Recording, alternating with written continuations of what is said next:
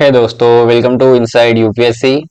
आज हम बात करेंगे ओल्ड पेंशन स्कीम के बारे में। ठीक है, इसको जो है शॉर्ट फॉर्म में ओपीएस भी बोला जाता है। और इसको जो है गवर्नमेंट ने 2003 में जो है बंद करने की यानी कि समाप्त करने की घोषणा भी कर दी गई थी। और इसके जगह पर एक नई स्कीम की शुरुआत भी कर दी गई थी। कब से? 1 जनवरी 2004 से। और इसको क्या बोला गया? इसको बोला गया एनपीएस। ठीक है, अब ओपीएस की जगह पर कौन सी स्कीम चल रही है इंडिया में? एनपीएस चल रही है। एनपीएस का फुल फॉर्म क्या होता है? National pension scheme. ठीक है, अब इसको बंद क्यों कर दिया गया 2003 में और इसके जगह पर इसको एनपीएस को क्यों चलाया गया? अब जाहिर सी बात है कि ओपीएस में ना कुछ कमी होंगी, तो इस कमियों को दूर कर कर इसको समाप्त कर कर इसके जगह पर क्या चलाया गया? एनपीएस चलाया गया। अब हम समझ लेते हैं what was the old pension scheme before 1 जनवरी 2004। अब इस स्कीम के अंडर में क्या होता था? 2004 से पहले गवर्नमेंट एम्प्लॉयज को जो है पेंशन दी जाती थी। मान लो ये जो पर्सन है ना 18 साल की उम्र में जो है गवर्नमेंट जॉब पर लगा, चाहे फिर वो स्टेट गवर्नमेंट हो या सेंट्रल गवर्नमेंट हो। अब इसने अपनी जॉब करते करते 16 साल की एज जो है ना कंप्लीट कर ली। अब 16 साल के बाद क्या होगा? ये पर्सन जो है रिटायर हो जाएगा और 16 साल के बाद जो है इसको जो है गवर्नमेंट पेंशन प्रोवाइड करेंगी। अब मान लो इसकी अगर डेट या मृत्यु हो जाती है तो इसकी पेंशन किसे प्रोवाइड की जाएंगी? इसके पत्नी को प्रोवाइड की जाएंगी इसके डेट के बाद। अब गवर्नमेंट ने बोला कि जैसे ही आप 60 साल में जो है रिटायर हो जाओगे तो हम आपको पेंशन प्रोवाइड करेंगे। तो पेंशन इसको कितना मिलेगा? तो गवर्नमेंट ने बोला कि देखो भाई, हम जो है ना आपके लास्ट मंथ की सैलरी देंगे, यानी कि रिटायरमेंट होने से पहले जो लास्ट मंथ की सैलरी होंगी वो हम आपको देखेंगे। अब मान लेते हैं कि इसकी रिटायरमेंट होने से पहले लास्ट मंथ की सैलरी थी 20,000, तो इसका 50% जो है हम आपको पेंशन प्रोवाइड करेंगे। मतलब 10,000 जो है मंथली हम आपको पेंशन देना शुरू कर देंगे 60 साल के बाद। अब इस ओल्ड पेंशन स्कीम में दिक्कत क्या थी, समस्या क्या थी पता है? अब मान लो ये पर्सन जो है 18 साल से जो है गवर्नमेंट जॉब पर लगा और इसने जो है 16 साल तक जो है जॉब की। अब 18 से 16 साल के बीच क्या किया इसने? गवर्नमेंट से जो है सैलरी प्राप्त की। और 60 साल के बाद क्या करेंगे? ये पेंशन प्राप्त करेंगे। तो मान लेते 18 से 16 साल के बीच इसकी सैलरी कितनी थी? 20,000 थी। अब इसको जो है 60 साल के बाद जो पेंशन मिलेंगे ना यहाँ पर, तो इसके पेंशन के लिए इसके सैलरी में से कोई कंट्रीब्यूशन नहीं किया गया था। मतलब इसके सैलरी में से कोई पैसा नहीं काटा गया था इसको पेंशन देने के लिए।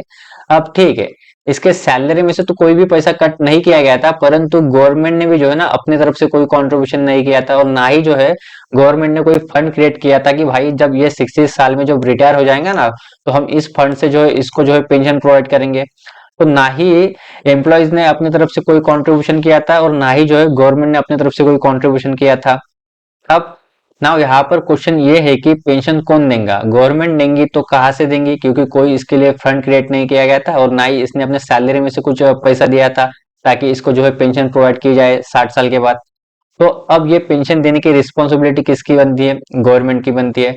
गवर्नमेंट यानी किसकी? हम और आप, यानी जिसने भी टैक्स पे किया ना उसकी बनती है। तो अगर मैं साफ शब्दों में कहूँ तो गवर्नमेंट क्या करेंगी पता है? इसको 10,000 पेंशन मंथली प्रोवाइड करने के लिए गवर्नमेंट जो अभी की जो यंग जनरेशन है, मान लो 20 से 25 साल या 35 से 40 साल के बीच जो लोग है, चाहे फिर वो गवर्नमेंट जॉब कर रहे हो, चाहे फिर वो बिजनेस कर रहे हो, चाहे वो कुछ भी कर रहे हो, ठीक है, तो इन पर जो है ना टैक्स लगाएंगे। मान लो इस पर्सन जो है जॉब कर रहा है, इसके सैलरी पर भी टैक्स लगेगा। मान लो इस पर्सन ने मोबाइल खरीदा, इन्होंने बाइक खरीदी, इन्होंने कार खरीदी ना, तो इन पर भी टैक्स लगाया जाएगा। और टैक्स के माध्यम से जो है पैसा कलेक्ट किया जाएगा और जो टोटल टैक्स होगा ना, तो इसका कुछ ना कुछ परसेंटेज जो है पेंशन देने के लिए, यानी कि इन अंकल को पेंशन देने के लिए प्रोवाइड किया जाएगा गवर्नमेंट के द्वारा। तो इस स्कीम में समस्या यही थी कि इनको पेंशन प्रोवाइड करने के लिए इनके पेंशन का भार किस पर था? यंग जनरेशन पर था। इन पर टैक्स लगाया जाता था और इनके टैक्स के माध्यम से इनको जो है पेंशन प्रोवाइड की जाती थी। तो इससे जो है यंग जनरेशन या युवा लोग जो है काफी नाराज थे और ये बोल रहे थे कि भाई हम कब तक अपने दादा को पेंशन प्रोवाइड करेंगे? रिश्ते में दादा लगते हो या ना लगते हो, परंतु ये लोगों ने बोला कि इस स्कीम को बोला गया है कि ये जो पोता है ना अपने दादा को जो है पेंशन प्रोवाइड कर रहा है। तो गवर्नमेंट ने बोला कि ठीक है, हम इस पर जो है कुछ ना कुछ करते हैं और इस स्कीम को जो है ओल्ड पेंशन स्कीम को जो है, यानी कि जो यंग जनरेशन पर टैक्स लगाकर जो पेंशन प्रोवाइड किया जा रहा था गवर्नमेंट द्वारा, तो इसको जो है 2003 में जो है समाप्त करने की घोषणा कर दी गई और इसको जो है समाप्त कर दिया है 2003 में। और गवर्नमेंट ने बोला कि 1 जनवरी 2004 से जो है हम एक नई स्कीम लाएंगे। तो उसको क्या बोला गया? इसको बोला गया national pension scheme, NPS. After 1 जनवरी 2004 से जो है इसको शुरू किया गया। किसके जगह पर? ओपीएस को जो है क्लोज कर दिया गया और एनपीएस को जो है शुरू कर दिया गया। अब जब इसको शुरू किया गया था ना, तो ये जो है only and only government employees के लिए थी।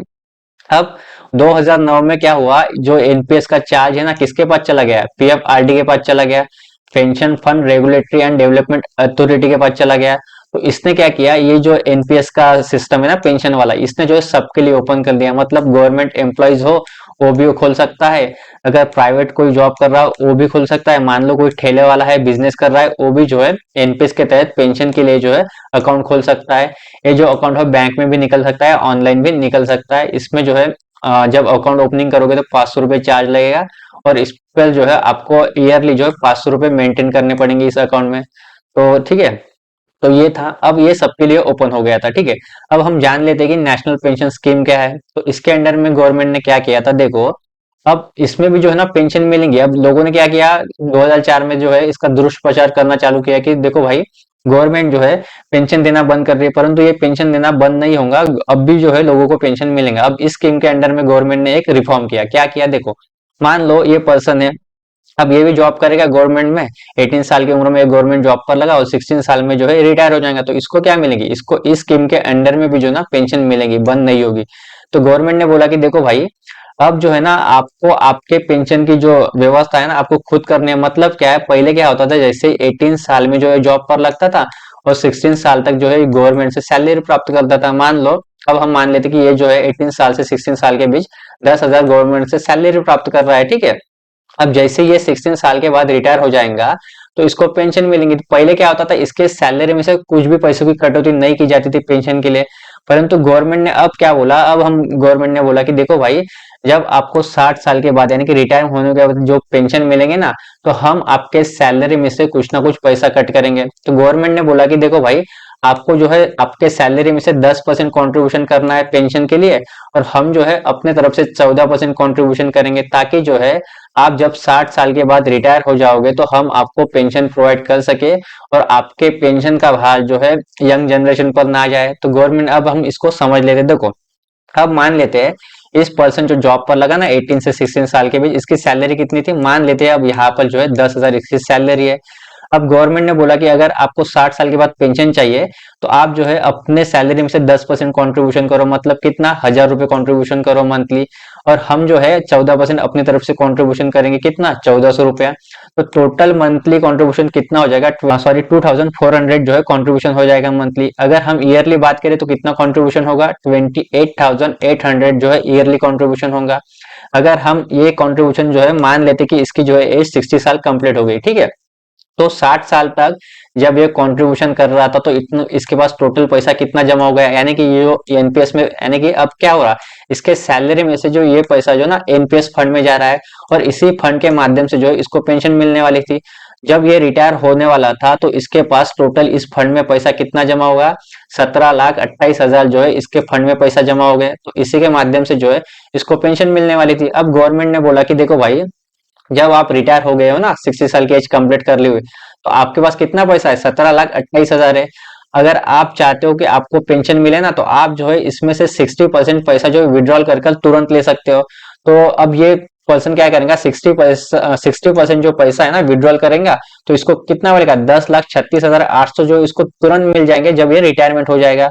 अब गवर्नमेंट ने बोला कि अगर आपको पेंशन चाहिए तो आपको जो है 40% पैसा जो है एन्युटी प्लान में डालना पड़ेगा, मतलब कितना, 6,91,200 जो है आपको जो है पेंशन के लिए ये पैसा जो है इन्वेस्ट करना पड़ेगा, और इस पर जो है हम आपको पेंशन देंगे।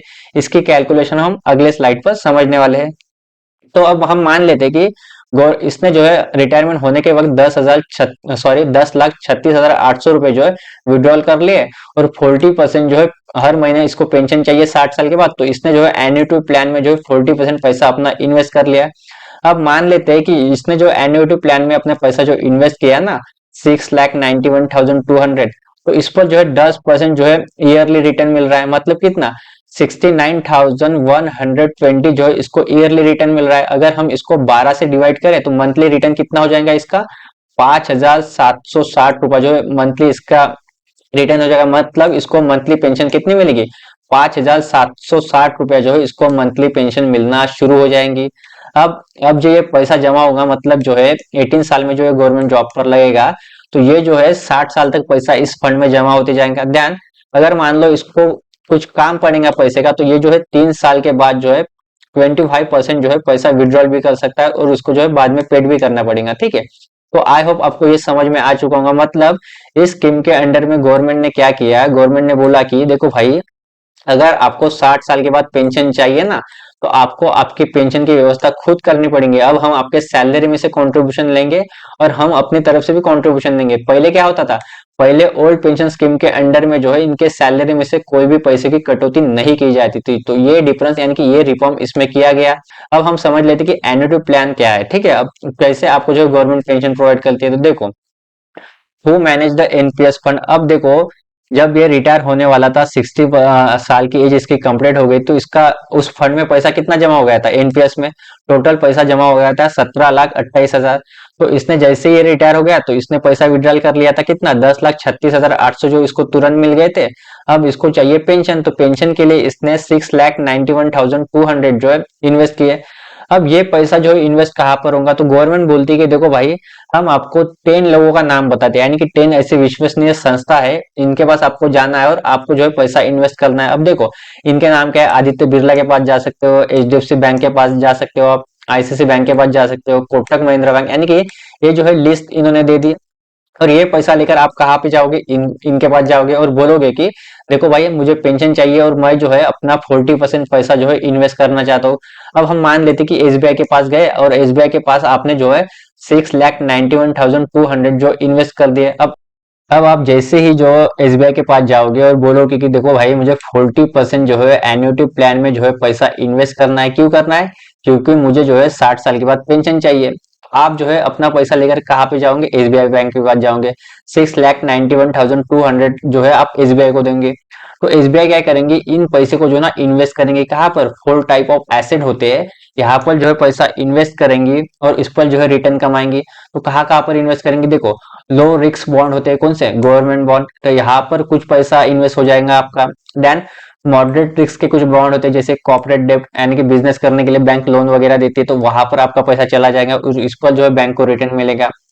देन इक्विटी में जो हाई रिस्क होते हैं, वहां पर भी आपको कुछ पैसा इन्वेस्ट होगा। Then very high risk bond होते हैं या फंड्स होते हैं, वहां पर भी जो है बैंक आपका पैसा इन्वेस्टमेंट करेंगे और इस पर जो है रिटर्न करेंगे। अब अल्टरनेटिव इन्वेस्टमेंट फंड क्या होते हैं, देखो, क्लासेस ए विच house alternative investment funds like commercial mortgage back securities, real estate investment trust, infrastructure investment trust, यानी कि जो रोड बनाए जाते हैं या जो बिल्डिंग वगैरह बनाई जाती है ना, इसको बोला जाता है इंफ्रास्ट्रक्चर या रियल इन्वेस्टमेंट। तो यहाँ पर भी जो है एसबीआई आपका पैसा जो है इन्वेस्टमेंट करेंगे।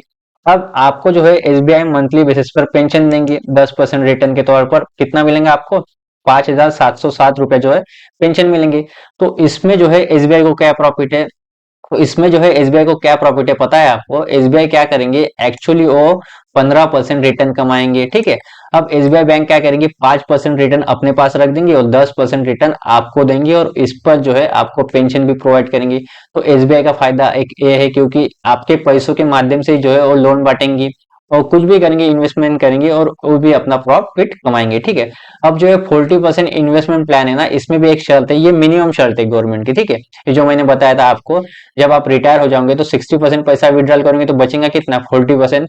तो आप पेंशन के लिए इतना पैसा डाल सकते हो, परंतु ये आप पर डिपेंड करता है। अगर मान लो आपने बोला कि देखो भाई, मैं तो 40% ही पैसा जो है विड्रॉल करना चाहता हूँ और 60% जो है एन्युटी प्लान में डाल सकता हूँ, तो आप डाल सकते हो। ठीक है, ये मिनिमम शर्त गवर्नमेंट ने बताई है कि आपको जो है कम से कम 40% पैसा जो एन्युटी प्लान में डालना है। ठीक है, आप 30% नहीं डाल सकते, इसके ऊपर आप कितना भी डाल सकते हो, ये आप पर डिपेंड होगा। अब आप बोलोगे कि सर हम 60% क्यों डालोगे, अगर आप ये अमाउंट जितनी ज्यादा डालोगे उतना ज्यादा आपको पेंशन मिलेगा। ठीक है, तो ये भी मैंने आपको बता दिया, आपको ये क्लियर होना चाहिए। देन आई होप आपको जो है एन्युटी प्लान यानी कि आपको पेंशन कैसे मिलेगा ये भी मैंने आपको समझा दिया है। अब हम समझते हैं इस न्यूज के बारे में डिटेल से। ठीक है, अब हमने जो है कॉन्सेप्ट समझ लिया है, अब हम पॉइंट टू पॉइंट इसको देख लेते हैं। ठीक है, कुछ छूटा ना हो हमारा। ठीक है, अब पुरानी पेंशन योजना क्या थी इसके बारे में पहले एक्सप्लेन कर चुका हूँ पहली स्लाइड पर, और उसको जो है पेंशन कैसे दिया जाएगा, तो इस स्लाइड को हम नहीं देखेंगे। अब हम देखेंगे कि what were the concern with the OPS and why is the OPS both bad economics and bad politics. तो देखो, the main problem was that the pension liability remained unfunded that is there was no crop specially for a pension which will grow continuously and could be divide into a for payments. ये भी मैं आपको समझा चुका हूँ कि देखो NPS में क्या किया गवर्नमेंट ने, एक फंड बनाया गया था एनपीएस नाम का, और उस पे जो है एम्प्लॉय जो है 10% अपना कंट्रीब्यूशन कर रहा था, और गवर्नमेंट जो है 14% अपना कंट्रीब्यूशन कर रही थी, मतलब टोटल 24% जो है कंट्रीब्यूशन हो रहा था मंथली। क्यों? क्योंकि 60 साल बाद इसको पेंशन देने के लिए। बट ओपीएस में ऐसी कोई व्यवस्था नहीं थी, यानी कि ये जो है अनफंडेड था, तो एक समस्या ये भी थी। देन अब होता क्या था, ये जो पेंशन मिलती थी ना इनको, तो जैसे मान लो गवर्नमेंट एम्प्लॉयज है, ठीक है, अब हमारे देश में अगर जैसे ही महंगाई बढ़ी तो इनका जो पेमेंट बढ़ता था, परंतु इस पेमेंट में भी, इस पेंशन की भी बढ़ोतरी होती थी। देखो बढ़ोतरी कब कब होती थी, जनवरी से जुलाई में जो है 4% डीए की बढ़ोतरी से इनका पेंशन भी बढ़ जाता था। मान लो किसी को अगर 5,000 पेंशन मिल रहा है, तो अब क्या होगा, इसको जो है 4% बढ़ोतरी होकर इसका पेंशन जो है 5,200 हो जाएगा। एक समस्या ये भी था कि इनका जो है पेंशन फिक्स नहीं था, इनके पेंशन में लगातार वृद्धि होती रहती थी, ग्रोथ होती रहती थी, एक समस्या ये भी थी इसमें। देन भारत सरकार के बजट में हर साल पेंशन के लिए प्रावधान किया जाता था, भविष्य में साल दर साल भुगतान कैसे किया जाए इस पर कोई क्लियर योजना नहीं थी। सरकार ने हर साल बजट से पहले रिटायरमेंट लोगों को भुगतान का अनुमान लगाया था, और करदाताओं की वर्तमान यानी कि प्रेजेंट जनरेशन पर आज तक के सभी पेंशनरों के लिए भुगतान किया गया, जिसका अर्थ है कि present generation had to bear continuously rising burden of pensioner. मतलब बजट में यानी कि कोई फंड तो था ही नहीं, गवर्नमेंट क्या करती थी, जब भी बजट लेकर आती थी, बजट में बोलती थी कि देखो भाई इतना इतना पैसा जो है हमें पेंशन के लिए प्रोवाइड करना है, और इसलिए हम इतना इतना टैक्स लगाएंगे। तो एक समस्या ये भी थी इसमें, इसलिए इसको समाप्त करने की घोषणा कर दी गई थी 2003 में। और क्या था, तो OPS was also unsustainable for one pensioner, liability would keep claiming since pensioner benefit increase every year. अब जो मैंने बताया ना, इनकी जो है पेंशनरों की संख्या भी में भी बढ़ोतरी होती थी, यानी इनका पेंशन भी फिक्स नहीं था, पेंशन में भी इनकी बढ़ोतरी हो रही थी, तो एक समस्या ये थी। देन दूसरा क्या था, better health facility would increase life expectancy and increase longevity would mean extended payouts। मतलब क्या है, देखो अब हमारी इंडिया की हेल्थ फैसिलिटी जो काफी अच्छी हो गई थी। पहले क्या होता था, मान लो कोई पर्सन जो है 60 साल की उम्र में रिटायर हो गया था, तो इसकी डेट जो है 70 साल के आसपास हो जाती थी, मतलब गवर्नमेंट को जो है 10 साल के लिए जो पेंशन प्रोवाइड करना पड़ता था। परंतु अब बेटर हेल्थ फैसिलिटी की वजह से क्या होता है, कोई पर्सन मान लो 60 साल में जो रिटायर हो गया ना, तो वो पर्सन जो 80 साल भी जीवित रह सकता है, 90 साल भी जीवित रह सकता है, यानी कि पेंशन प्रोवाइड करने की जो पीरियड ऑफ टाइम होता है ना, ये बढ़ गया। तो एक समस्या ये भी थी इसमें। Over the last 3 decades pension liabilities for the centre and state have jump many fold in. अब देखो सेंट्रल जो है, जब 1990 और 1901 के बीच जो है सेंट्रल जो पेंशन प्रोवाइड कर रही थी लोगों, तो पेंशन बिल कितना था, देखो 3072 करोड़ था। अब इसमें जो है 2020 और 21 के बीच जो है कितना जंप हो गया सेंटर के पेंशन बिल में, 58 टाइम जो है जंप हो गया, और ये जो है 3072 करोड़ से कितना हो गया, ये जो है 1,90,000 से 88,6 करोड़ हो गया। अगर हम स्टेट की बात करें तो स्टेट का बिल कितना था, 1990 और 91 के बीच था 3,131 करोड़ था। अब इनका देखो 125 टाइम जो है हाइक कर गया बिल, अब कितना हो गया, 3,86,001 करोड़ हो गया। तो एक समस्या ये भी था कि पेंशन बिल लगातार बढ़ते जा रहा था। Then there is also the large issue of intergenerational equity, today's tax payer paying for the every increase pension of retirees. मतलब अब जो 2004 के पहले लगे थे, इनको भी जो है वर्तमान यानी कि प्रेजेंट जनरेशन जो है टैक्स के माध्यम से पेंशन प्रोवाइड कर रही है। As it the current generation of tax payer are not only putting the pension bill of those who join government service before 2004, they are also contributing to the 10%, अब ये 14% हो गया है, contribution the state government have been making for those who joined from 1st of January 2004। यानी कि 2004 के बाद government ने जो बोला कि हम जो है अभी अपने तरफ से 14% का यानी कि 14% का कंट्रीब्यूशन करेंगे, और गवर्नमेंट एम्प्लॉय जो है अपने तरफ से 10% का कंट्रीब्यूशन करे। अब मुझे बताओ 10% जो है इसके सैलरी से कंट्रीब्यूशन लिया जाएगा, ये बात ठीक है, पर ये जो गवर्नमेंट 14% अपने तरफ से दे रही है, क्या गवर्नमेंट कोई जॉब करती है क्या जिससे गवर्नमेंट को सैलरी मिलती है और ये जो है अपना 14% पेंशन के लिए देंगी? ये 14% भी जो है आपसे वसूला जाएगा, मतलब आप पर टैक्स लगाया जाएगा, चाहे फिर आप बाइक खरीदो, चाहे फिर आपकी सैलरी होंगी, चाहे फिर आप बिजनेस करते होंगे, इसी के माध्यम से ये 14% की अमाउंट भी जो है ना पेंशन देने के लिए आपसे ही वसूल की जाएंगी। मतलब अभी जो है 14% के लिए भी आप कंट्रीब्यूशन कर रहे हो और जो 2004 के पहले लगे थे उनके लिए भी आप कंट्रीब्यूशन अभी भी कर रहे हो, यानी कि भारत की आम जनता अभी भी पेंशन इनको दे रही है। आई होप ये पॉइंट भी आपको समझ में आ चुका होगा। देन अब ओपीएस को लागू करेंगे तो इसमें लाभ क्या होंगे? जो स्टेट गवर्नमेंट होंगे इसको जो है अल्पकालिक तो लाभ मिलेंगे। क्या होगा? क्योंकि उसको जो है 10% या 14% का परसेंट का जो कंट्रीब्यूशन कर रही है ना गवर्नमेंट, इससे ये बच जाएंगे। देन एम्प्लॉयज को भी क्या होगा, अपने जो इनको जो पेमेंट मिल रही है, मान लो इनको जो 10,000 पेमेंट मिल रही है, तो इससे होगा क्या, इनके पेमेंट में से जो 10% नहीं कटेगा, मतलब 1,000 रुपए जो है मंथली नहीं कटेगा पेंशन के लिए, इनको जो टोटल पेमेंट कितनी मिलेगी? 10,000 मिल जाएंगे। बट ये जो है ना अल्पकालिक लाभ है, इससे जो है आगे जाकर बहुत ज्यादा हानि होंगी हमारे इंडियन इकोनॉमी को। अब अर्थशास्त्री लोगों ने ये भी समझाया है कि देखो भाई, चुनावी वादों आप अल्पकालिक समय के लिए, लॉन्ग शॉर्ट टर्म के लिए जो है आप जो है वादे कर रहे हो लोगों को, पर इसका असर जो है ना लॉन्ग टर्म में इंडियन इकोनॉमी पर ही होने वाला है। देन अब हम समझ लेते हैं जो ओपीएस और एनपीएस में जो राजनीति चल रही है ना, इसमें जो है कौन से गवर्नमेंट का पॉइंट ऑफ व्यू क्या था। ठीक है, चाहे फिर वो एनडीए गवर्नमेंट हो गई, मतलब बीजेपी गवर्नमेंट हो गई, चाहे फिर वो यूपीए गवर्नमेंट हो गई, मतलब कांग्रेस गवर्नमेंट हो गई। अब ओपीएस को समाप्त करने की घोषणा किसके द्वारा की गई थी? एनडीए गवर्नमेंट द्वारा की गई थी 2003 में। और इनके द्वारा जो है 2004 में एनपीएस यानी कि ओपीएस की जगह पर एनपीएस की शुरुआत करने की घोषणा की गई थी, मतलब इन्होंने रिफॉर्म किया था पेंशन स्कीम के बारे में। तो देखो, अटल बिहारी वाजपेयी की लीडरशिप वाली एनडीए सरकार ने ही पेंशन सुधारों का बीड़ा उठाया था। 1 जनवरी 2004 से एनपीएस सरकार में नई भर्तियों के लिए प्रभावी हो गया था, मतलब जो 2004 के बाद लोग गवर्नमेंट जॉब पर लगेंगे उनको पेंशन मिलेंगी एनपीएस स्कीम के तहत, ना कि ओपीएस के तहत। और उस वर्ष सत्ता में आई कांग्रेस की अगुवाई वाली नई सरकार ने पूरी तरह से सुधारों को स्वीकार कर लिया। अब मुझे बताओ, कांग्रेस सरकार के पास जो 2004 में जब चुनाव हुए ना, तो बीजेपी सरकार हार गई और कांग्रेस सरकार सत्ता में लौटकर वापस आ गई। अब कांग्रेस सरकार ने क्या किया, अभी छत्तीसगढ़ और राजस्थान में जो ओल्ड पेंशन सिस्टम को लागू किया, बात ठीक है। अब कई सारे राज्यों में भी वादे कर रही है, चाहे फिर वो आम आदमी पार्टी हो गई, चाहे फिर वो कांग्रेस पार्टी हो गई, चाहे फिर अदर जो स्टेट लेवल की पार्टियां होती वो भी जो चुनाव में वादे कर रही है कि हम जो है ओल्ड पेंशन स्कीम को वापस ले आ रहे थे। अब हम यहाँ पर कांग्रेस की बात करेंगे, ठीक है। अब कांग्रेस जो है, जो इन्होंने 2003 या 2004 में रिफॉर्म किया था बीजेपी ने, तो कांग्रेस जो है 2004 में चुनाव में जीत चुकी थी। अब कांग्रेस को जो अगर ये एनपीएस खत्म ही करना था तो इन्होंने 2004 में क्यों नहीं किया? देखो 2004 में क्या किया इन्होंने, जो बीजेपी ने जो रिफॉर्म किया था ना एनपीएस, इसको जो है पूरी तरीके से स्वीकार कर लिया और इसका जो है समर्थन कर दिया कांग्रेस सरकार ने।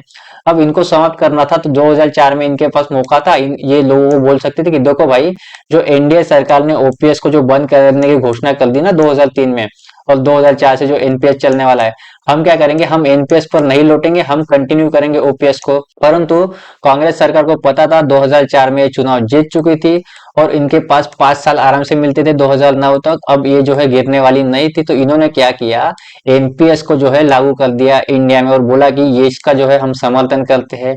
देन क्यों किया? क्योंकि इनको पता था, क्योंकि अगर हम ओपीएस को फिर से लागू करते तो इससे जो है इंडियन इकोनॉमी पर वित्तीय बोझ फिर से बढ़ेगा। देन आगे जाकर जो है पेंशन लेने वालों की संख्या जो है बढ़ने वाली थी, तो इससे जो है टैक्सेस भी हमको बढ़ाने पड़ते थे लोगों पर। तो ये बात जो है कांग्रेस भी समझती, परंतु कांग्रेस और कई राजनीतिक पार्टियां, चाहे फिर वो आम आदमी पार्टी हो गई, कई अदर पार्टियां हो गई, अभी ये चुनाव में वादे कर रहे हैं। क्यों कर रहे हैं? क्योंकि इनको जो है शॉर्ट टर्म में चुनाव जीतने, इनको जो शॉर्ट टर्म में प्रॉफिट होगा, परंतु इनको लॉन्ग टर्म में जाकर जो है इसके जो है वित्तीय नुकसान झेलने पड़ेंगे हमारे इंडियन इकोनॉमी को। मेरे तरफ से तो यही कहना है कि कौन सी भी पार्टी रहो, वो जो डिसीजन लेंगी तो उनको डिसीजन लेना चाहिए इंडियन इकोनॉमी के हित में डिसीजन लेना चाहिए, तभी जाकर जो है हमारे इंडियन इकोनॉमी ग्रो करेंगी और हमारा देश जो है नंबर 1 इकोनॉमी बन पाएगा। ठीक है, तो आई होप दोस्तों मैंने आपको गवर्नमेंट का पॉइंट ऑफ व्यू भी बता दिया कि कौन से गवर्नमेंट का पॉइंट ऑफ व्यू क्या है इस पर। तो आई होप ये टॉपिक जो है आपको पूरी तरीके से समझ में आ चुका होगा। Thank you for visiting to my channel. Do like, subscribe and share to the maximum. मिलते हैं एक अगले टॉपिक में, करंट टॉपिक के साथ। Thank you for listening.